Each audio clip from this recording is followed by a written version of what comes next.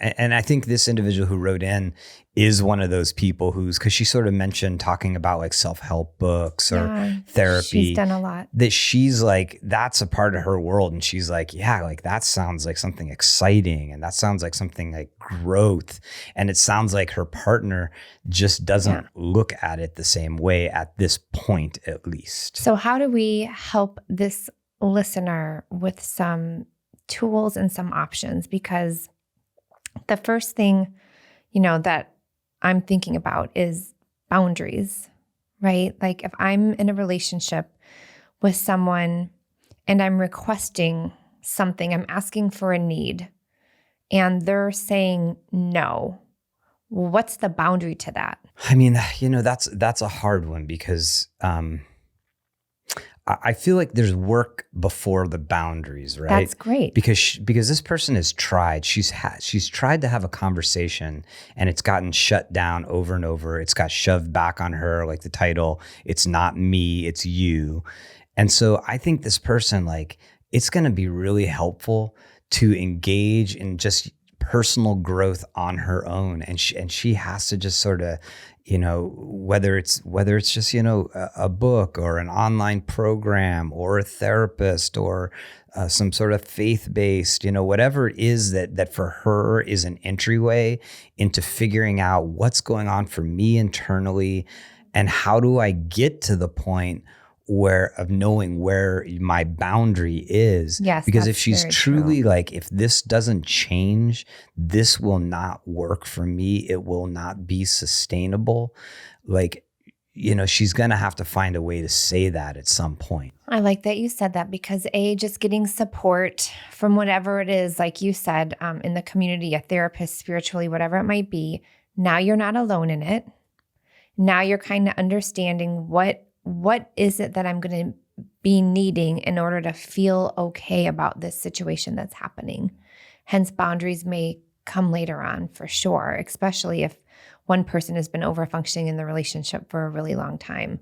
It's a term called enmeshment. I won't bore you, but it's like the other person doesn't even know there's something wrong because the other partner has been taking care of all the emotional needs in the relationship. They didn't even know. Well, and personally, like I love, and I talk to mostly when I'm working with individuals about their relationship, because I'm like, hey, you're coming to see me, your partner's not here. So we can't just talk about like what's wrong with them and what you want changed about them forever. That's what they want. Yeah. Come on. They need to. So I love talking about system theory, which is like, hey, relationships are like the solar system and the moon and, and the sun, in that like there's a stasis, right? Of like everything is keeping itself in its orbit that it's, generally staying within and has been for a long time. But if one part of that system starts making changes, if they start shifting internally, if their language shifts, if their ability to understand what they're feeling and vocalizes it shifts, then other bodies within that system shift.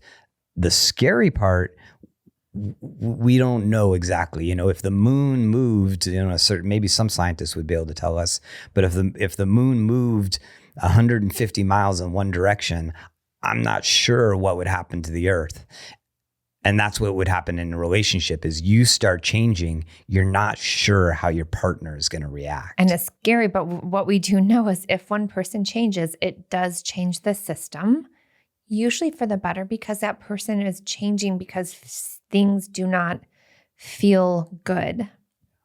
And I think even because it truly could be at a very like baseline level that maybe this partner is afraid of change. Like, I don't even know what that means. So even having a discussion around like, when I do talk to you about this and, you kind of have a hard line of like, no, I'm not going to go to therapy or whatever. Like, help me understand what that is for you. Yeah. I'm really curious.